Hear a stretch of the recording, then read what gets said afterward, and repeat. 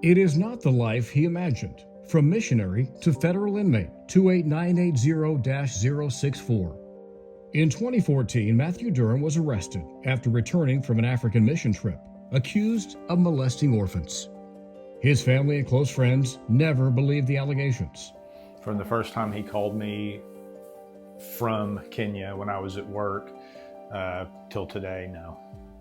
Matthew's parents urged their teen to confess after African authorities seized his passport.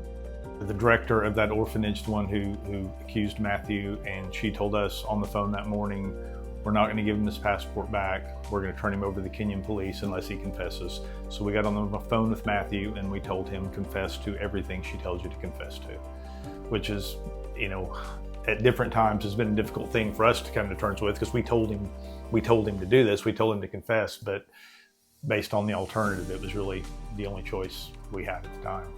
He was convicted and sentenced to 46 years in prison. Retired FBI Special Agent Bill Irwin, who worked child abuse cases, analyzed the investigation. In his report, Irwin noted the confession was obviously coerced.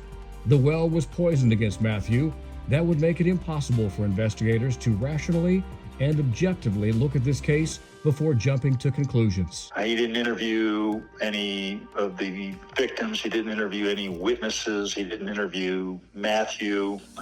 Didn't conduct any other investigation other than to take the report. Matthew was arrested without any investigation being conducted, which violated FBI policy and Department of Justice policy.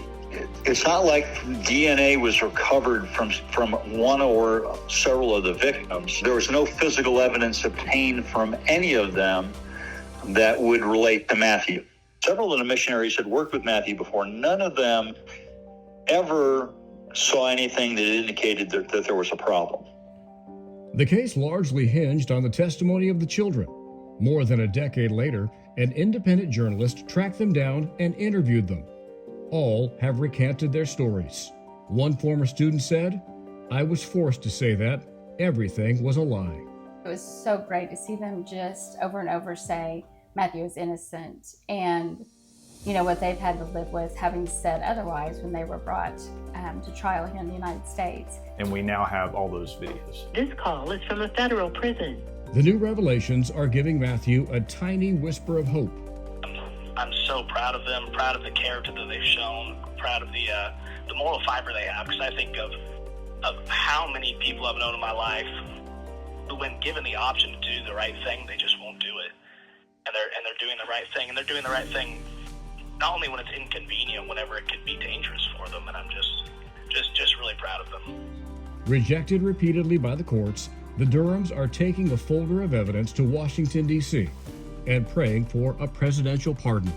It's hard to even let yourself hope it, because, we've been met with closed doors. We'd rather have one in the courts, but for right now, that's not really an option. We just have not been successful that way. And so this is our avenue for right now. That's really what we're hoping for. That's really what we're praying for. Even though this may seem like a tough road, I have much more confidence in a presidential pardon than I will ever have within the court system.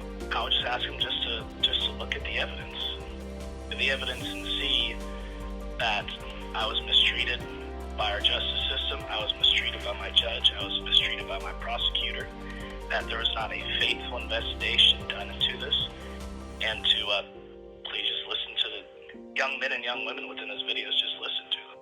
I know that God is good. I know that He loves me. I know that He is faithful. And I know that He will work out good for those who love Him.